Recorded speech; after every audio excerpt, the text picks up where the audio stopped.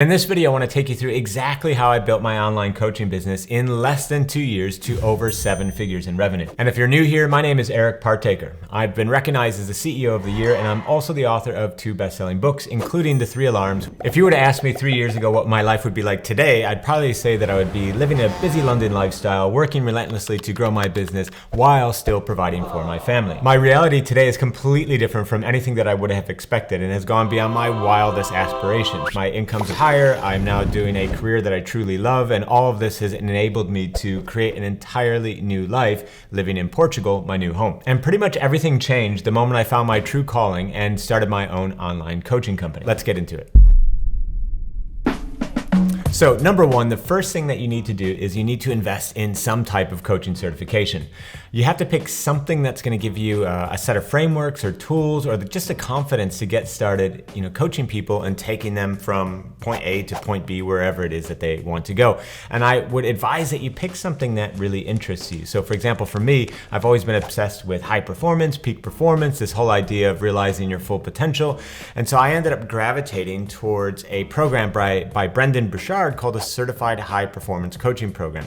Truth is, I don't really use a lot of this content still to this day, but I'm talking about what I did at the very outset to get started. And at that point in time, I just didn't have anything. I didn't have any tools at all that I could use to, sit down with somebody and feel confident in coaching them and again, taking them from wherever they were, point A to point B. So in summary, the first step that you need to do is invest in yourself. If you're not willing to invest in yourself, you won't have the skills that you need to develop the business that you're seeking. So invest in a certification. Once again, pick something that you like, that really resonates with what you're passionate about, and at the same time represents something that you want to help others in doing.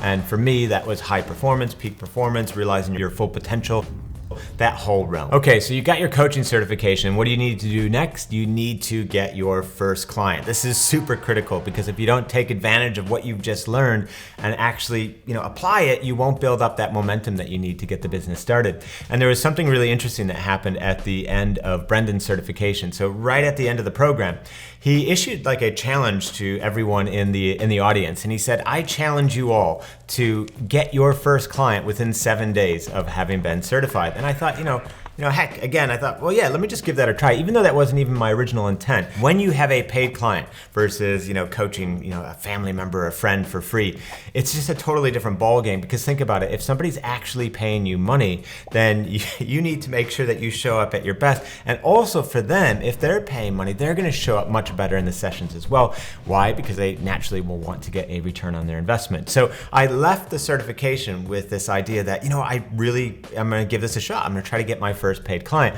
But the truth is, I was a little bit terrified. Like, how do I actually go out and market to people, market to my network that I'm, now doing this coaching? It felt a little bit cheesy as well. And, what are people going to think? And so I had all those kind of thoughts going on in my head. And I remember at one point I started to write an email, and I was going to send an email out to my network. And I was like, oh, no, this is too difficult to write. And then the simplest thing that I did was I thought, you know what? I'm just going to send a couple of WhatsApp voice messages to a couple of friends of mine who are also entrepreneurs. And I sent a message, something along the lines of, hey, I've just completed this certified high performance coaching program. It basically allows me to train up people in the habits of the world's most successful people so that I can help you elevate your game and business and life, that sort of thing. Boom. Created the message, sent it. And, and I just said at the end of the message, I said, if this is something that interests you, let me know. And then, happy to follow up with you, a bit more. And I got immediately very positive responses from both of my friends that I sent this to. They both basically said, yeah, I would love to learn more. It sounds very, very cool. And at that point, then I sat down, put together a little bit of an email, said, okay, it's basically a 3-month program. We work through 12 sessions in those 3 months. We go through these various, evidence-based habits that will help you up your game. And I asked them to name a price that they'd be comfortable with, although I also gave them a range about what I would expect somebody to pay, for this service. Now, here's another cool thing. Although I had pitched both of them about just doing a 3-month initial coaching program, they both went way longer than that. So my one friend, we ended up coaching together for about 23 months and the other one for 15 months. Now, looking back at these early days, I realized once again how important it was to get that certification, to have the confidence, the tools that you can actually use to do some coaching, and then to create momentum ASAP by getting your first paid client. So next up, you need to create a lead generation system. Now, what's a lead? Think of a lead as just somebody who's potentially potentially interested in your product or service. And in this case, we're talking about coaching, of course. And it's pretty important because I found out very, very quickly that I had exhausted my entire network. I had eventually done the emails to my whole network, made everyone aware of what I was offering and doing, but I soon ran out of people to speak to. So I had to find a way of generating what's called cold traffic. And you can think of cold traffic as people who are just completely unaware of your product and service, but that would potentially be interested in doing business with you.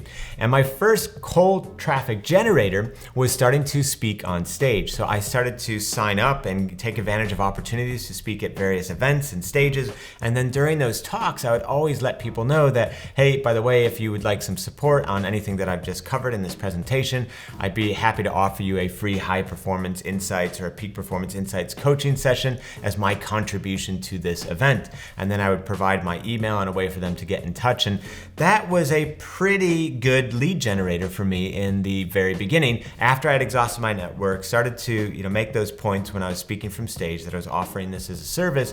And I started to get more and more clients from that. However, it ended up not being super reliable because once again, I pretty much exhausted all the different events and networking opportunities that I could be going to and speaking at. And so I was back to where I started again, not having a steady supply of people that I could be engaging for potential coaching. And it was at this point that I discovered the power of direct messaging on LinkedIn. So at this point in time, I also had a coach and mentor. And this coach and mentor of mine told me that he basically was finding his coaching clients by going onto LinkedIn, looking for the types of people that would fit the profile of an ideal client for him, and then sending them direct messages, basically inviting them to have a chat to see if coaching could be a good fit for them and their business.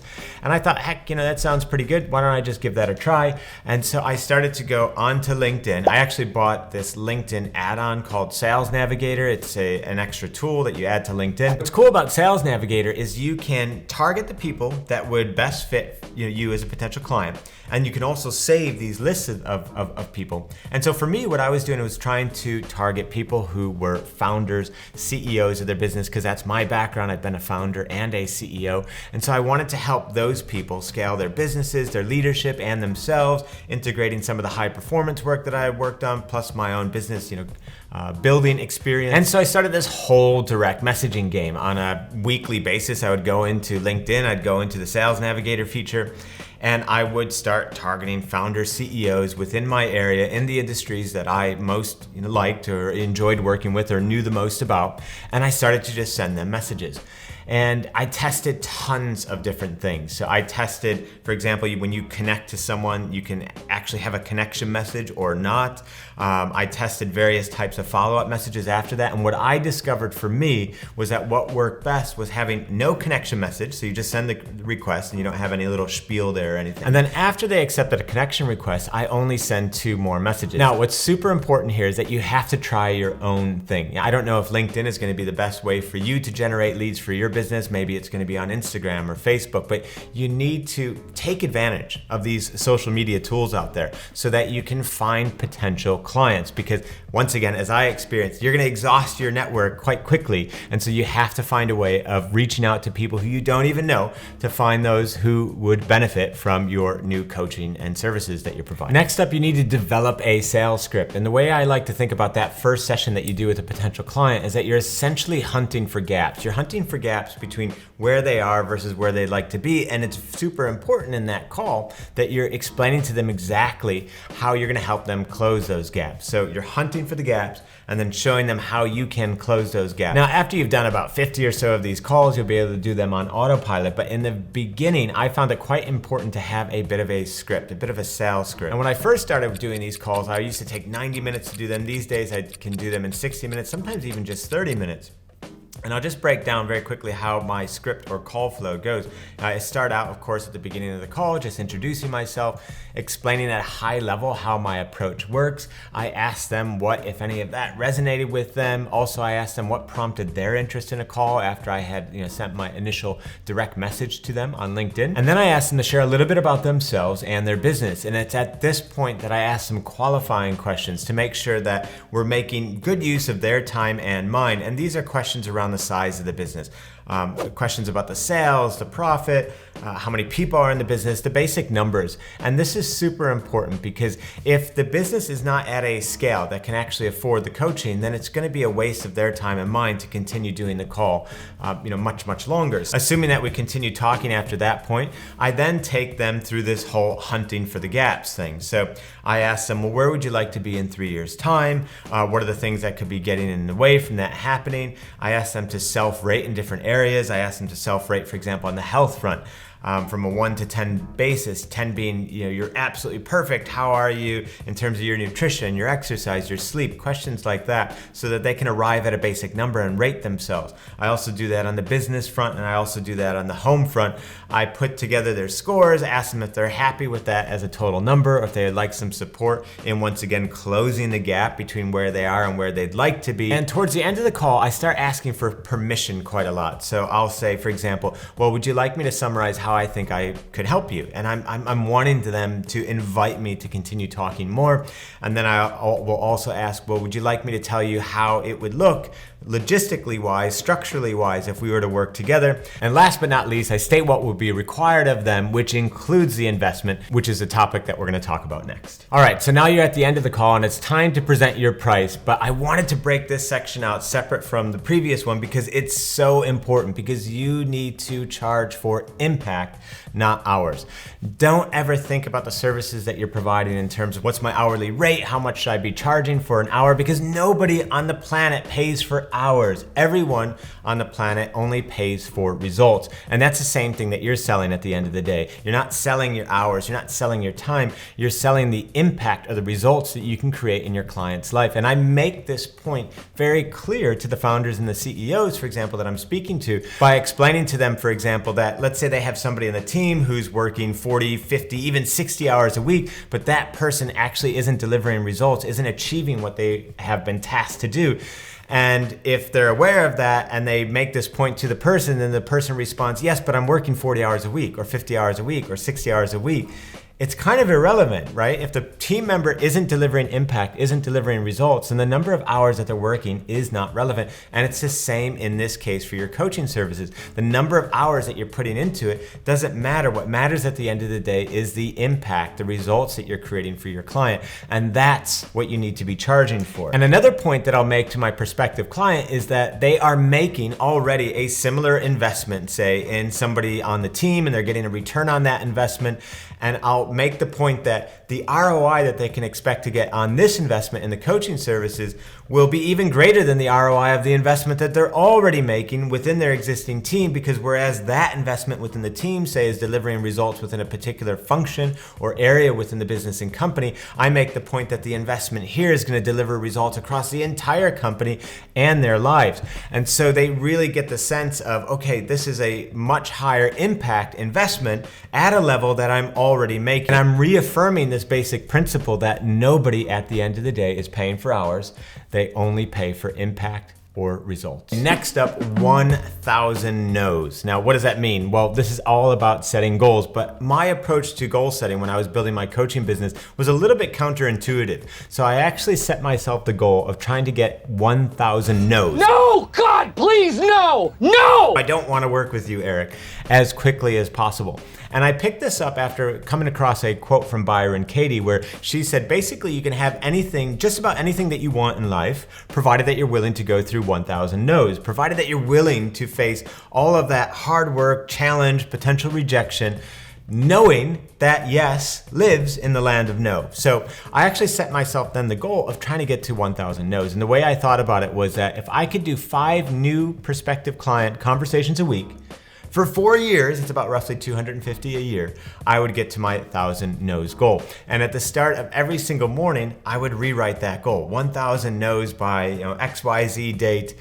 And I would keep reminding myself that the goal was to just get out there, keep making proposals to new clients, to not be worried about being rejected, to not be worried about being told no. So remember, yes lives in the land of no. You need some goals for your coaching business, and you might want to try the counterintuitive approach of just getting up to as many no's as possible, knowing that there'll be some yeses that will definitely flow out of it. Next on the list, you need to be flexible. So one of the important things that I was doing when I was starting out was that I was quite flexible. I did a lot of stretching in the morning. No, I don't mean that kind of flexibility.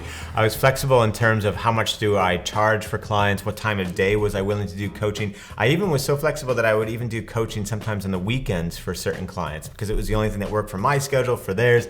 And I just did whatever it took to build up those repetitions. It's all, if you want to become a great coach, the number one thing you need to do is coach as many people as possible. The act of doing the skill, the very thing, is what improves it, is what will help improve your business.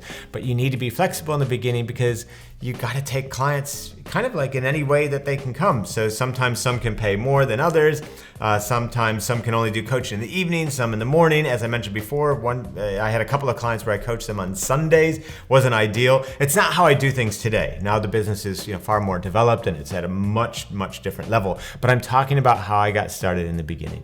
So keep that in mind. As you're building your business, you need to remain flexible in the beginning so that you can accomplish your primary objective, which is to coach as many clients in as many situations as you can in as short of a space of time as possible. All right, folks, so now we're going to be talking about always be learning, because at the start of this whole video, I told you that to get started, you really need to invest in a certification, but that's just the start of your learning journey. It's not where it ends. And in fact, you have to always constantly be learning. Since I did my first certification, I ended up doing another coaching certification. I did a certification with Professor BJ Fogg, who runs Stanford University's Behavior Design Lab, to really understand things better from a behavioral science point of view, how to build habits, how to break bad habits. I also did a certification with the Optimize program. Highly recommend taking a look at that. They got a really good program there that infused a lot into the peak performance pillar that I do within my coaching. As I mentioned earlier, I work with founder and CEOs on 3 levels. I help them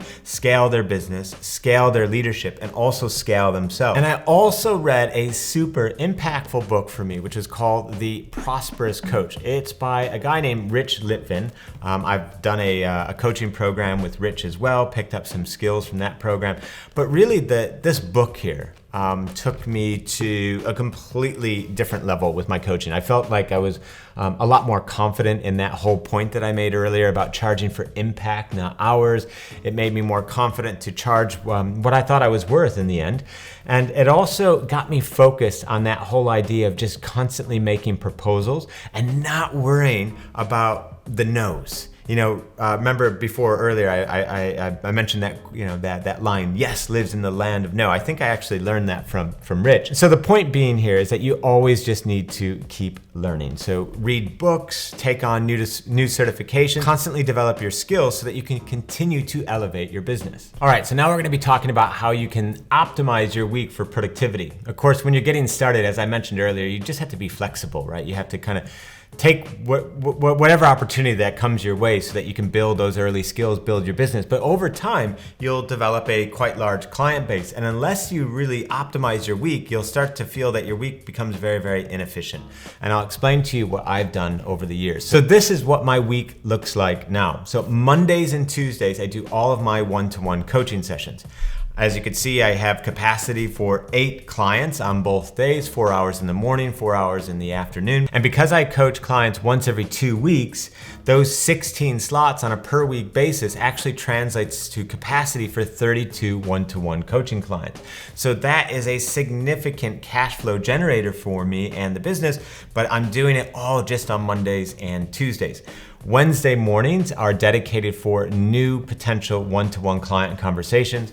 Wednesday afternoons is dedicated for group coaching. So as I've been working with these one-to-one clients, I've suddenly found that I'm able to then recommend, hey, why don't we do some of the coaching that we're doing with you and extend that down to your leadership team. And so I'm now starting to coach those groups on Wednesdays. When I'm doing one-to-one client sessions, those are anywhere from 50 minutes to 60 minutes. And when I'm doing group work, those sessions are typically 90 minutes. Thursdays, those are my creative days. This is where I'm working on my blogs. This is when I'm thinking about video scripts and new videos that we're gonna shoot, as we are right here.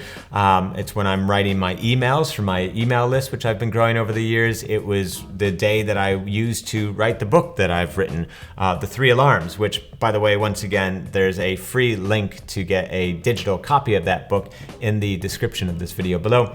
And then Fridays, as you could see, are free days as well, with the exception of our weekly team meeting, which is from 1 to 3 p.m. on Fridays. So we have a team of 7 people right now, and so on a weekly basis we meet. But we do that on Friday in anticipation of the week to come. So that's my week, and that has led to a 7-figure business, but in a way that doesn't feel overwhelming for me. Now, the last bit that I haven't included here is my podcast. So I have a podcast called The 2%, where basically I interview some of the world's top performers, everything from athletes to the founder of Reebok, the founder of Netflix, to try to uncover tips, tools, strategies that people can use to elevate their game. And those podcast interviews I do early evenings. I typically do those from 6 to 7 p.m. I only do one a week, and that will happen sometime between Tuesday, Wednesday, or Thursday. Okay, and to wrap things up, we're going to talk about how important it is to push yourself out of your comfort zone.